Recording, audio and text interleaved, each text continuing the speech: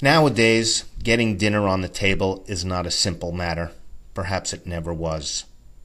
Several important factors play a significant role in how the dinner process for any given family unfolds. For some, it is easier than others, but most balance their job schedule, budget, living condition, cooking space, and culinary skill against their needs for tradition, customs, food preferences, nutrition, and family togetherness. Also, they do this while abiding by the laws of physics in terms of time and space to prepare, serve, eat, and clean up after the meal is consumed. Some general information was found in this study, such as that moms are still the household member that is the primary dinner chef. It is mainly her that cooks the bacon regardless of whether she brings it home or not. However, more frequently, men and children are responsible for supporting roles in the process, much more so nowadays than years ago.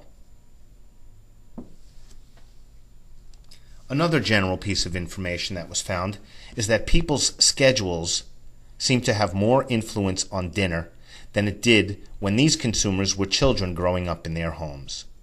As such, there is a greater societal reliance on prepared foods from various providers, such as grocery stores, prepared or frozen meals, restaurants eat-in or take-out, fast food, drive-through, etc. As family members describe their dinner process, they reveal aspects of their family life that are deeply felt, and it is these aspects that most poignantly describe their plight in life. As they do so, what emerges are a set of factors of varying levels of impact on each family's unique dinner process. These factors can be dichotomized as external, that is, somewhat beyond the family's control, such as their budget and job schedule, and internal, those factors that families impose upon themselves and somewhat within their control, such as nutrition requirements, family traditions, and culinary skill.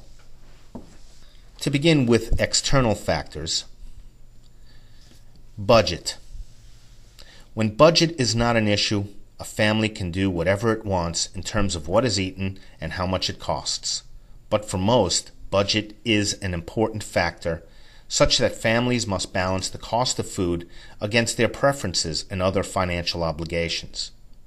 Many report they cannot afford to eat out, so oftentimes they cook meals from the food they purchase at a grocery store.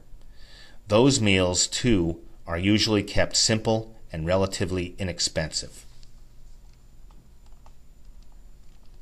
To break the monotony and give the chef a break, once in a while the family goes out to eat.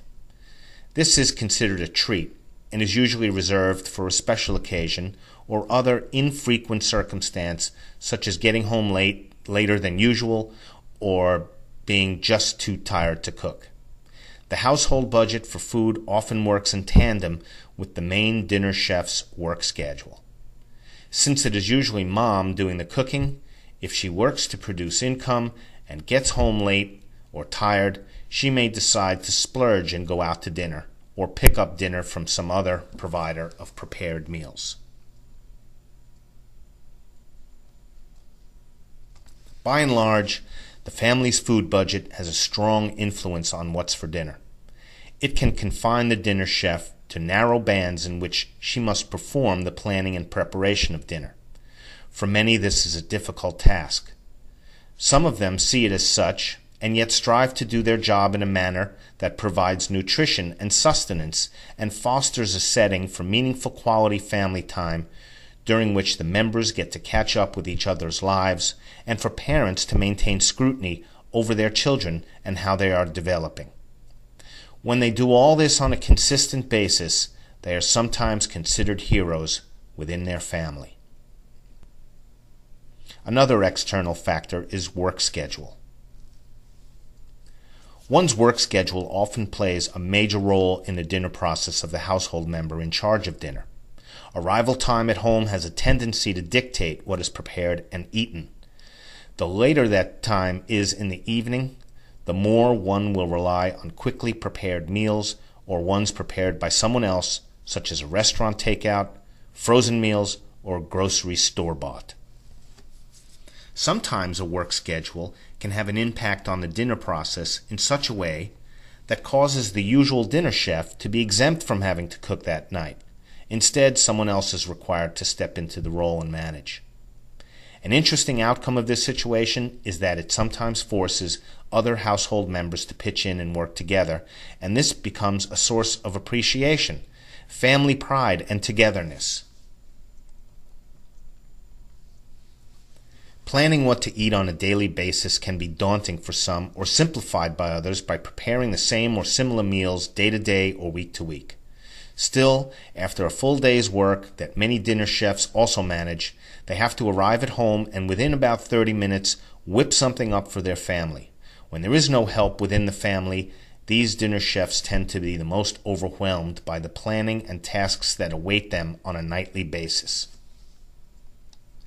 Still, others enjoy the luxury of not having to contend with a job schedule that takes them out of the home for most of the day. These consumers are able to plan and create their dinner meals on a routine basis. Interestingly, living conditions can also play a factor in the dinner process for any given family. Related to budget are the living conditions of the family and the space they have that constitutes their home and their kitchen. Some homes simply have limited space and capacity. They can prepare a meal, but in some cases cannot all fit in the eating area. In these cases, they accommodate the situation by having some family members eating in one area and others eating in a nearby area so that they may be part of the dinner conversation. Yet other families just take their meals to their bedroom and stay apart during the meal's consumption or adjourn to the living room where they all watch TV together. In these cases, the lack of space puts pressure on the family, preventing them from sitting around the same table together to share a meal and using the dinner occasion as a time in the day's schedule during which they can interact. For those in this situation who look back to the past when dinners were usually eaten together as a family, some see it as a loss in the quality of life, while others actually prefer it. As to internal factors, culinary skill. Those who know how to cook usually enjoy doing so and approach the dinner process with more freedom to accommodate other causal factors such as time and money. Often, they enlist the help of children so that they can teach them how to do it for themselves when they grow up. Those that are cooking challenged are trapped by their lack of skill and struggle with the process, often relying on more expensive prepared meals or less tasty frozen or canned goods. Yet to virtually all dinner chefs, having to get dinner on the table each night is a complex task that requires thought and effort. Some see it as a challenge or opportunity to well treat their family with nutrition and flavor, while others feel enslaved by the responsibility and the grind that it represents. Another internal factor is nutrition. Nutrition-conscious dinner chefs talk about their record of providing full or balanced meals consisting of meat, chicken or fish, vegetables, and a starch such as pasta or rice. They do so with pride in knowing they're caring for their family and ensuring that, for at least one meal in the day, their family is receiving the proper nutrition for healthy living.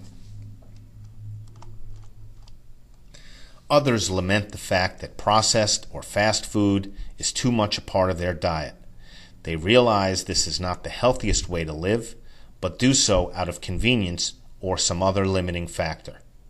Nevertheless, nutrition per se is not a frequently mentioned subject among most consumers.